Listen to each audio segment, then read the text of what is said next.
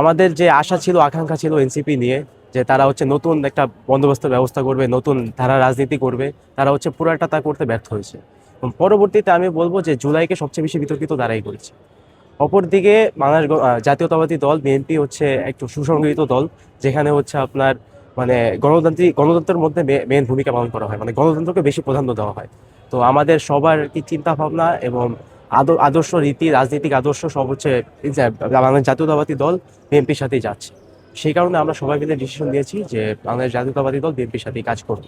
আমরা হচ্ছে গত মাসের প্রায় 20 তারিখ থেকে এই ডিসিশনে আসছি, বাট আনুষ্ঠানিকভাবে জিনিসটা করতে একটু টাইম লেগে গেছে। তো ছাত্র শক্তি এবং বৈষম্য বিরোধী ছাত্র আন্দোলনের গুলশান থানার নেতৃত্বে যারা নেতৃত্বে ছিলেন, তাদের নেতৃত্বে প্রায় 60 জনেরও অধিক নেতাকর্মী বাংলাদেশ জাতীয়তাবাদী ছাত্র দলে যোগদান করেছে।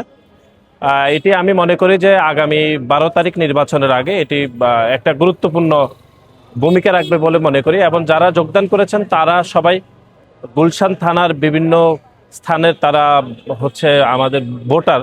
ঢাকা 17 আসনে বাংলাদেশ জাতীয়তাবাদী ছাত্র দল যে উদার গণতান্ত্রিক রাজনীতি চর্চা করে এবং একই সাথে বাংলাদেশি জাতীয়তাবাদে উদ্বুদ্ধ হয়ে শিক্ষা ঐক্য প্রগতির পতাকাকে সামনে রেখে তারা বাংলাদেশ জাতীয়তাবাদী ছাত্র দলে যোগদান করেছেন। আমরা বাংলাদেশ জাতীয়তাবাদী ছাত্র দলের পরিবারের পক্ষ থেকে আমরা তাদেরকে স্বাগত জানিয়েছি।